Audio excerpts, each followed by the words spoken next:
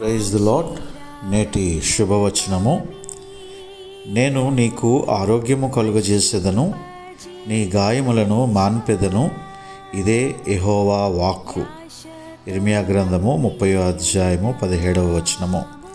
ప్రియ స్నేహితులారా, మన జీవితాల్లో అనేకమైనటువంటి సందర్భాల్లో గాయపడినటువంటి సమయాలు ఉంటూ ఉన్నాయి. ముఖ్యంగా శారీరక గాయాలు కలిగి ఉండవచ్చు, మానసిక గాయాలు కూడా కలిగి ఉండవచ్చు. కొన్ని గాయాలకు మందుల ద్వారా అవి మానిపోవచ్చు, కానీ కుదుటపడని గాయాలు కూడా మన జీవితాల్లో చాలా ఉంటాయి. అటువంటి గాయాలను స్వస్థపరచగలిగేటువంటి శక్తిమంతుడు మన రక్షకుడైనటువంటి యేసుక్రీస్తు ప్రభువారు. ఆయనకు పరమ వైద్యుడు అని పేరు కూడా ఉన్నది. మన దేవుడు మంచి సమరయుడు.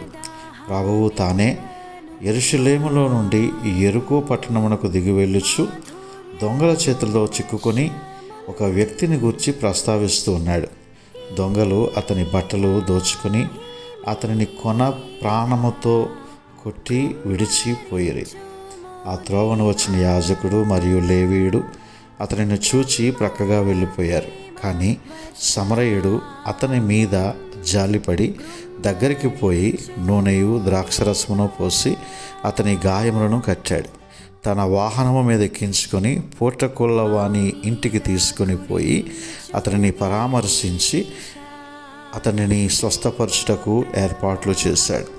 ప్రియ దేవుని బిడ్డలారా, ప్రభువు కూడా మంచి సమరయునిగా నీ గాయములను కట్టి నిన్ను స్వస్థపరచడానికి సిద్ధముగా ఉన్నాడు. అయితే నీవు చేసినటువంటి తప్పులనియు పాపములనియు ఆయన ఎదుట ఒప్పుకొని ఆయన రక్తంలో కడగబడుట తప్పనిసరి. ప్రభు నీ గాయములను స్వస్థపరిచి నీకు పరిపూర్ణ ఆరోగ్యము దయచేసి నిన్ను దీవించి ఆశీర్వదించునుగాక. God bless you.